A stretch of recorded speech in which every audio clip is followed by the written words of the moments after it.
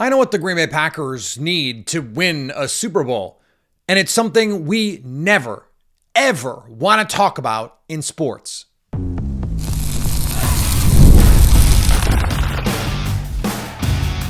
You are Locked On Packers, your daily Green Bay Packers podcast. Part of the Locked On Podcast Network, your team every day.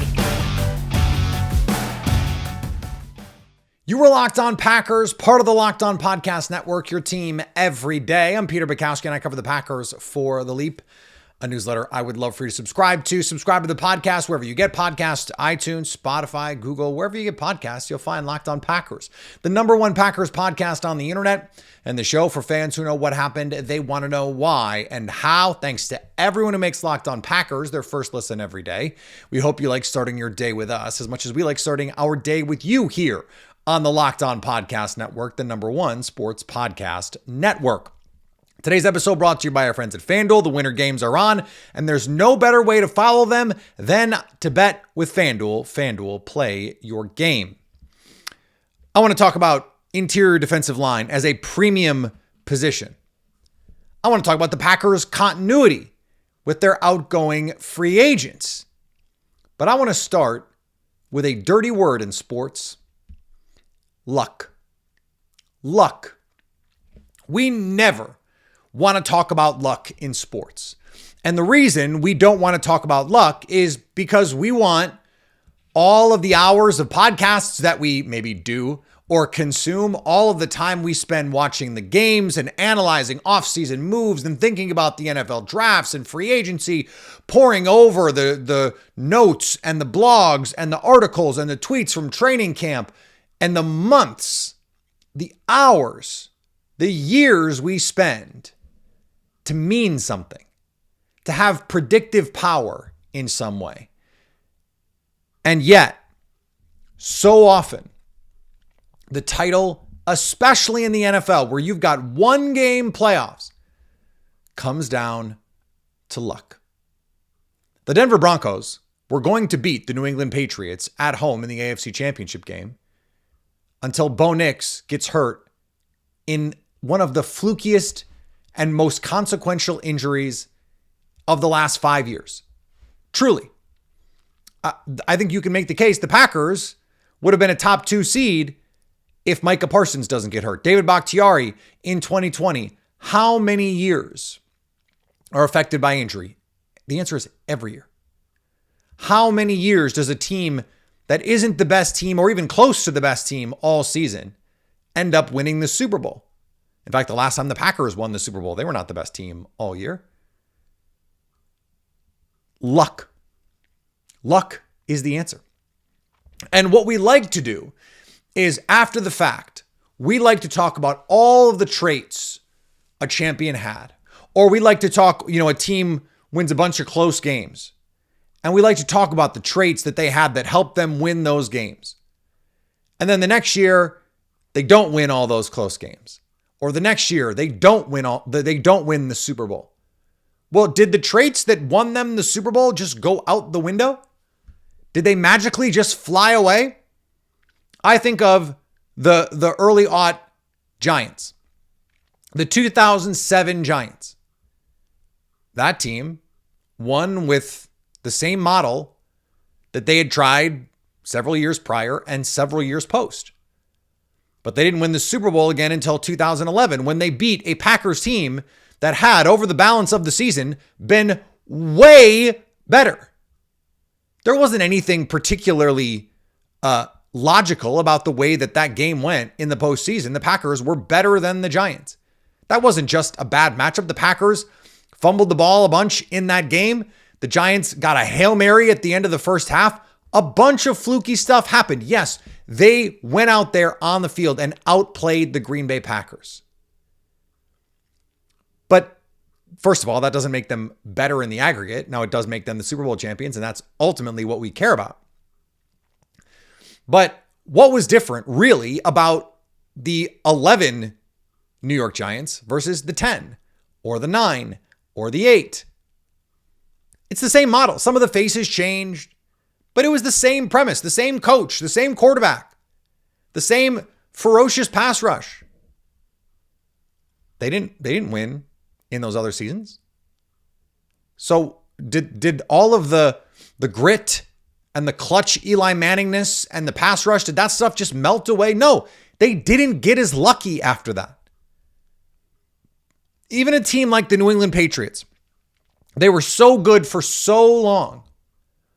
But the odds of them winning all of the games that they won, late, comebacks, missed field goals, made field goals, the odds of them hitting the inside straight that resulted in all of those Super Bowls is infinitesimal.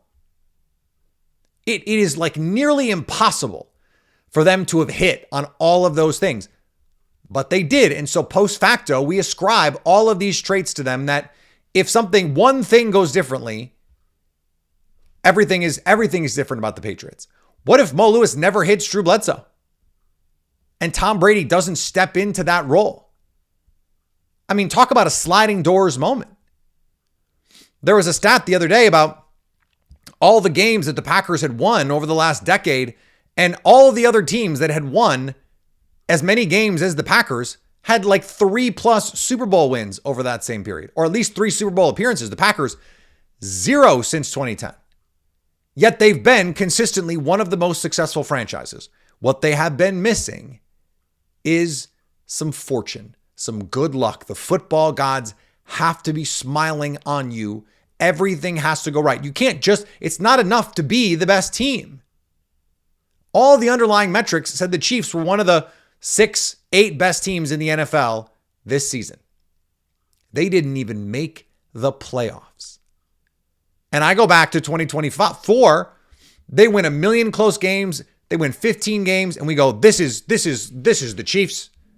They get their doors blown off in the Super Bowl, they come back, and they lose a bunch of close games. Did they stop being clutch? Did Patrick Mahomes stop being the greatest quarterback of his generation? Did Andy Reid forget how to call plays? Did he stop being an offensive genius? No. Their luck ran out. And that is not to denigrate, for example, what the Seattle Seahawks did. They were the best team all season. You guys know I love DVOA. By DVOA, they were the best team all season. But they were the best team by DVOA a number of times in the early 2010s. They didn't win every year. They got pretty unlucky in the Super Bowl in 2014. And they got pretty lucky just to be there, given the cacophony that befell the Packers in the second half of the NFC Championship game. They got lucky. Yes, you have to go out and you have to play. But you also have to get some breaks. You have to get lucky. And look, this is going to cause a lot of people to be annoyed with me. I understand that. Packer fans, Bears fans alike. You have to get lucky to win the Super Bowl, even if you're the best team. That's the thing. On paper, the Eagles last year had the most complete roster. Everyone still picked the Chiefs because they had Patrick Mahomes. Because Patrick Mahomes had been enough before. He'll probably be enough again. You need to have luck on your side in these moments. If Micah Parsons doesn't get hurt, if Tucker Kraft doesn't get hurt, if Brandon McManus makes a field goal at the end of the first half against the Bears, if Christian Watson just keeps running a little bit and doesn't think Jordan Love's going to settle him down in that first window late in the game, they have a chance to walk off the Bears, one of the greatest plays in, modern Packers history potentially. You're that far off. Just not quite on the same page. We spent yesterday talking about the details and those sorts of things. And though, of course, those things matter. You also need to get some luck.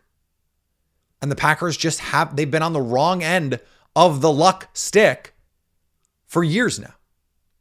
For years. I'll give you another example. In 2010, the Packers, they win the Super Bowl. And Brian Gutekunst pointed out how unhealthy that team was. Well, that's true. They had whatever it was, 16 players on IR. Aaron Rodgers played. Charles Woodson played. Clay Matthews played. BJ Raji played. Greg Jennings played. Nick Collins played. Yeah, they lost some inside linebackers. Okay. They lost their running back. Okay. They lost a safety. Okay. Tron Williams and Sam Shields played. They were lucky that they had a first round pick ready to step in for Mark Tauscher when Mark Tauscher got hurt. Like it requires some luck. And you need that. That's not going to be enough for the people that wanted Matt LaFleur fired. They don't want to hear that. They don't want to hear, oh, you need to get lucky in these moments. No, you need to be better. Okay. I don't disagree. But this team, I will continue to believe, was good enough as constructed to win the Super Bowl. They were good enough in 2020. They had the most detrimental injury they could have possibly had short of Aaron Rodgers in 2020. And that cost them a Super Bowl. And that same injury probably cost them again in 2021 when they had a great chance to go win. Did they still have enough to win those games? Yes. But guess what you also need when you don't just have the most overwhelming talent? Like, it is rare for talent to just be so overwhelming that you don't need the luck. Even the Eagles last year, they were, if Jalen Carter slips on his way to Matthew Stafford, they're out in the second round. If Christian Watson doesn't tear his ACL in week 18 and Elton Jenkins doesn't get hurt on the first drive and Jaden Reed and Romeo Doubs don't each go out in Philly, they could have been out in the first round at home, which is something they've done 2 of the last 3 years. Did all the toughness that they acquired, that they allegedly showed in 2024, did that matter in 2025? No. Guess why? They had injuries. They got unlucky. They still had the best roster, top to bottom. They still had Vic Fangio. It doesn't matter if you don't have the luck. You need all of it. And we don't like to talk about it because we can't predict it, number one. And number two, it seems silly to talk about a game that requires so much blood and sweat and tears and equity and effort and design and execution, all that stuff. We hate to believe that it could ultimately come down to luck. But, I mean, watch. Yeah, the Patriots were not in the same class as the Seattle Seahawks. If that's Bo Nix and the Broncos, that's a different football game. If the Chiefs make the playoffs, it might be a different situation. If Lamar Jackson doesn't get hurt, if Joe Burrow doesn't get hurt, but those guys got hurt. The Patriots were one game playing above their heads away from a title, and no one thought they were one of the 3 or 4 best teams in the NFL last year. That's luck. That's luck. All right, I want to talk about the reassessment of premium positions in one particular way next on Locked On Packers. The Winter Games are officially here, and if you're anything like us, you're locking into the events you only get to see on the biggest stage every 4 years. That's why following the Winter Games on FanDuel just makes sense. From medal counts to individual events to finding your angle on the sports you care about most, FanDuel gives you the more ways to stay connected to the action. Speed skating races decided by inches, hockey games that feel different right from the opening faceoff. Every niche event becomes must-watch when you're fully locked into the competition. FanDuel keeps the entire experience engaging from start to finish. The Winter Games are on, and there's no better way to follow them than with FanDuel. FanDuel, play your game. And if you want to be a part of what we are building here with the Locked On Packers community, check out the Everydayer Club. You get ad-free episodes, of Locked On Packers. And you get to be in the group chat with us as we discuss all sorts of things in the off season. LockedOnPackers.supercast.com is the place to go. And I want to add here, we are launching 2 mini shows starting this week. The Friday news dump. So there'll end up being 2 shows in your feed. We're going to do it live at the lunch hour on Friday noon Central, noon Lambeau time. It's going to be me talking about the news of the day. And then we're going to have an overtime on Sunday. Brandon Snide is going to join us for that, the Friday news dump and the Sunday OT. If you're in the group chat, you are going to have first crack at being part of the mailbag as we try and shape the content coming to you as we move forward here on Locked On Packers. I tweeted out that Brandon was going to be on the Friday show. I think Brandon is going to be on the Sunday. I gotta figure that part of it out. We got to make the schedules work for everyone involved here. So I think we're going to do the Friday show live, and then we'll have the Sunday show.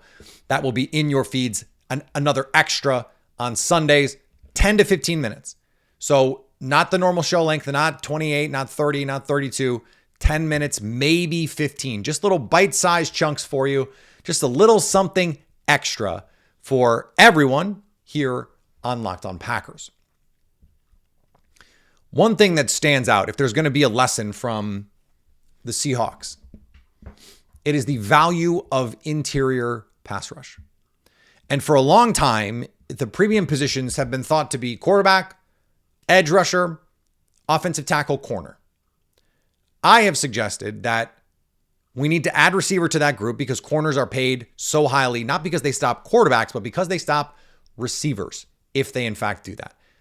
I would actually be willing to just replace corners because I don't think one corner impacts the defense the way one receiver does, even an elite one. I think Jamar Chase impacts the Bengals offense more than Patrick Surtain impacts the Broncos defense.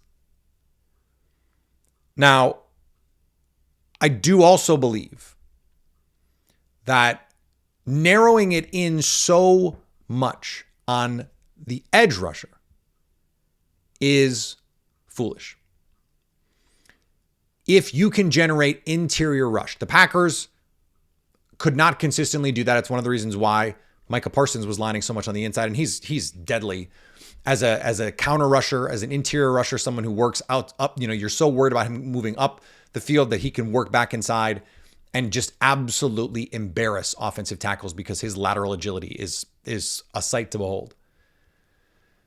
The Seahawks had 2 guys in the top 5 in interior pressures in 2025. Leonard Williams and Byron Murphy. When you can generate rush up the middle, it is just so valuable. Now, the hard part is you're just by virtue of the way football works, by the way the offensive line is set up. If you're an edge rusher, you're going to get more one-on-one opportunities. It's easier for the center to help on an interior rusher. You're going to get more double teams. It's harder to create space in a phone booth than it is on the edge. And they can really only, at least consistently, send help and chip help on the edge to one side. You can't really do it on both sides unless you're going to play max protect the whole game, and you can't really do that. The Bears tried it with Justin Fields. It doesn't work. It doesn't work. The problem is the edge rushers, the best ones, win at a materially higher rate. There were 6 pass rushers last year with a win rate above 20%. And that's the waters we're swimming in here. A really good edge rusher wins 20, like the elite of the elite win 25% of the time. Every 4 pass rush reps, they win. But that's the thing, and this is something David Bakhtiari has talked about. David Bakhtiari has to win 100% of the reps or he failed. Because all it takes is one. You come around the corner, it's a sack fumble, and the game is lost, potentially. There was only one interior rusher last year with a win rate above 20%, and it was Chris Jones. And Chris Jones also comes off the edge for the Chiefs, or at least he has over the course of his career. He does both. And he's very, very good doing both.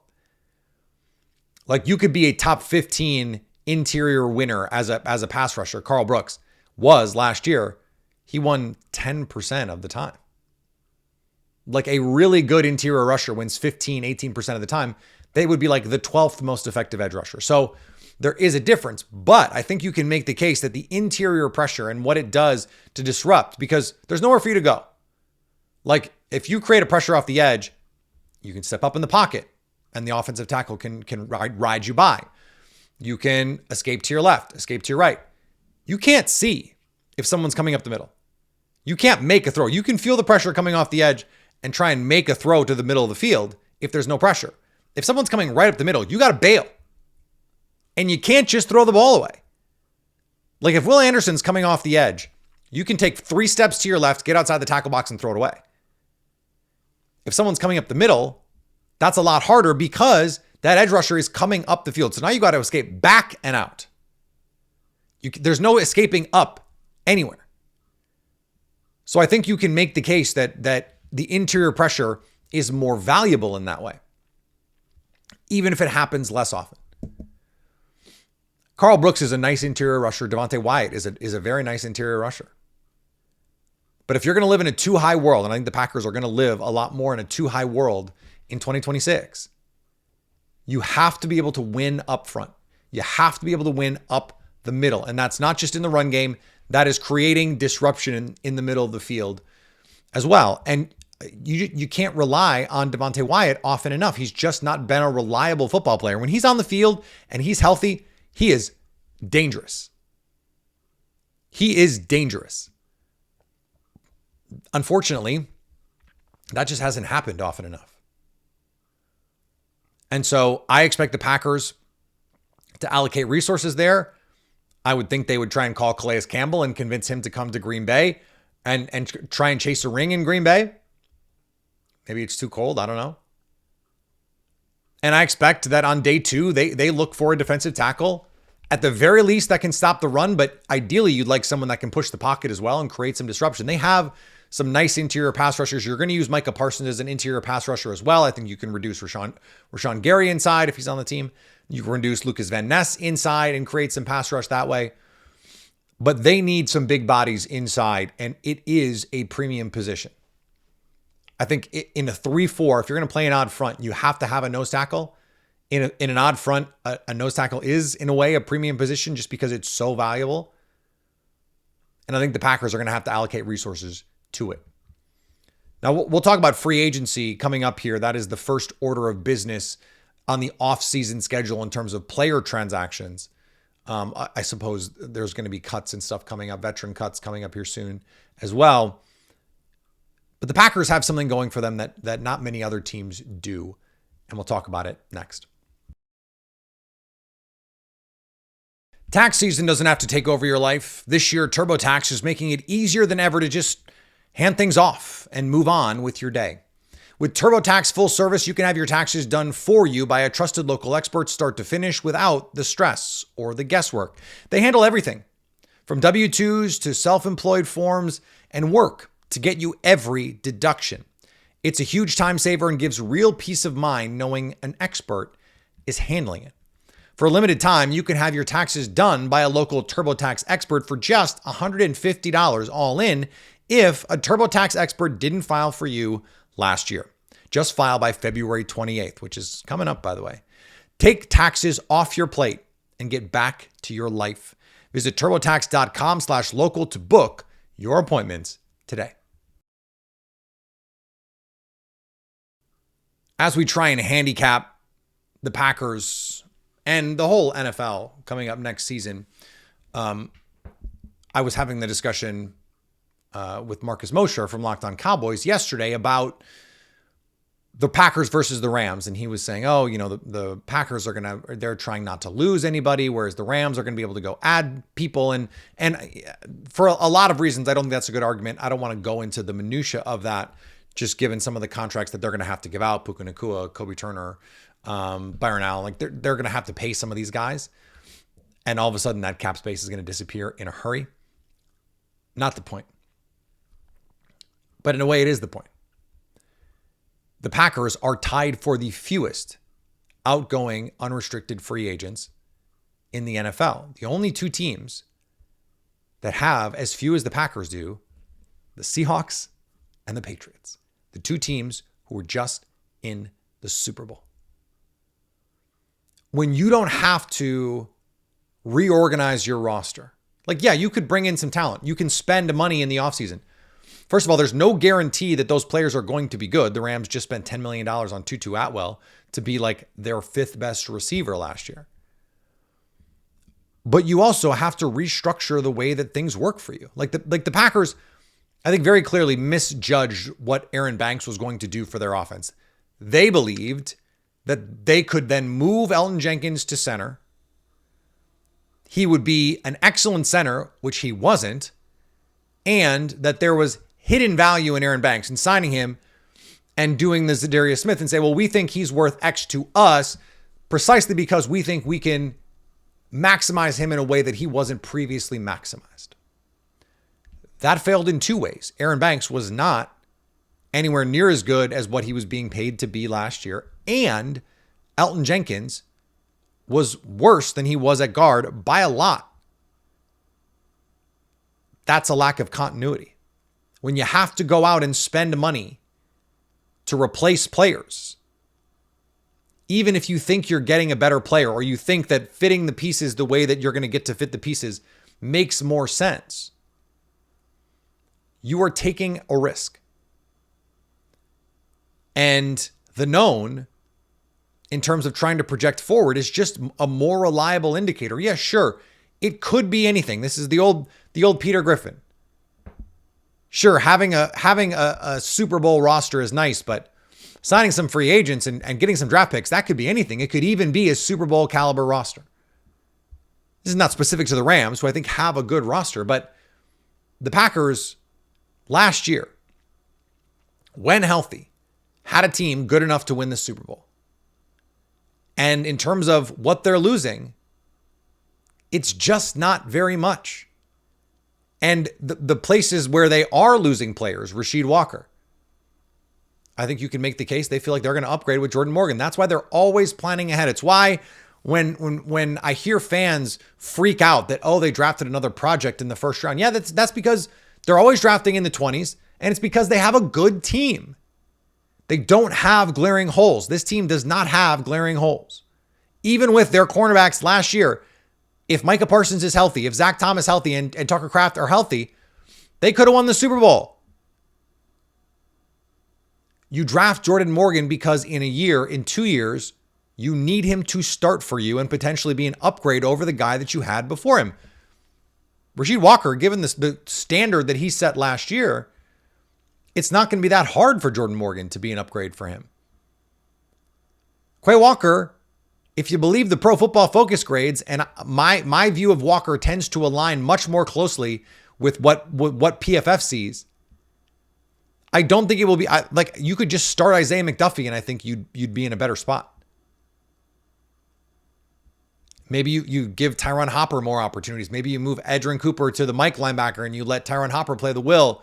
And then you've got Isaiah McDuffie in there as well. Sean Ryan, outgoing free agent. Well, Anthony Belton was already starting over him by year end. They just don't have that many meaningful players set to hit free agency. Not true free agency anyway. And so they're not losing much of anything, if anything. Like, there is a pretty straightforward case to be made that losing Quay Walker is addition by subtraction. And they already have the plan for Rasheed Walker. Now, Romeo Doubs, Dontavian Wicks is on the team already. Christian Watson had already taken the mantle as the number one receiver on the team. And I know that there are very few Packer fans out there that are going to cry that Matthew Golden will get more opportunities this year with Romeo Doubs out of the building.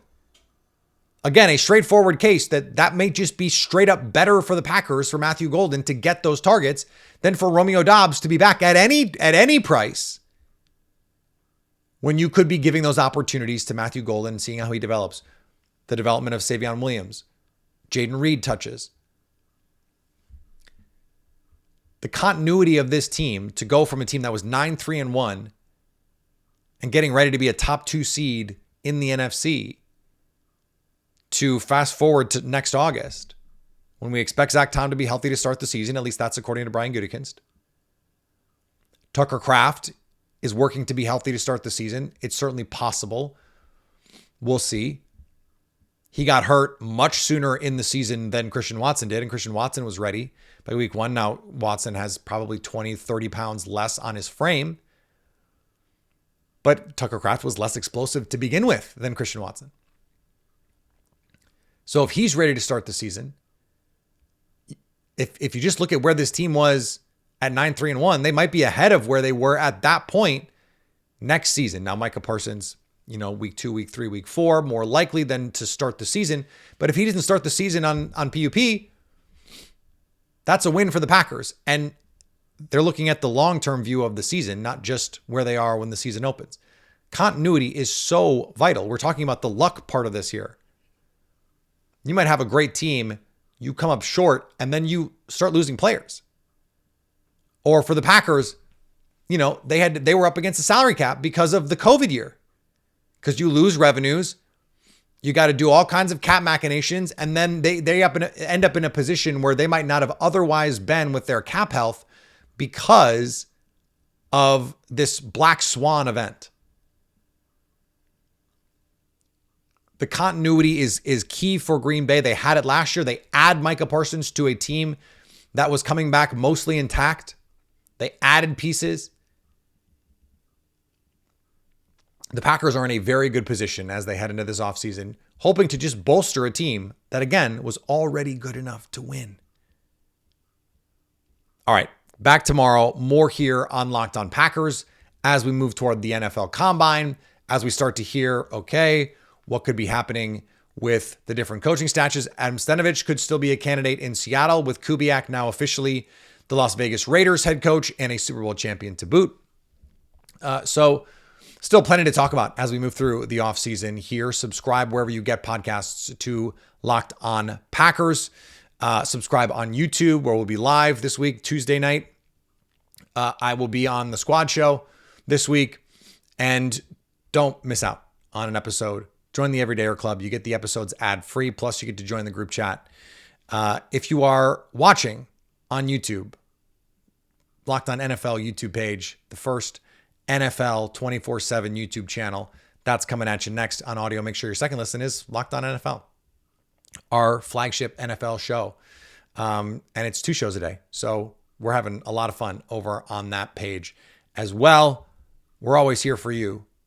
Locked On Packers. We got 2 new shows, Friday News Dump, Sunday OT, even more Locked On Packers content for you, so you can always stay Locked On Packers.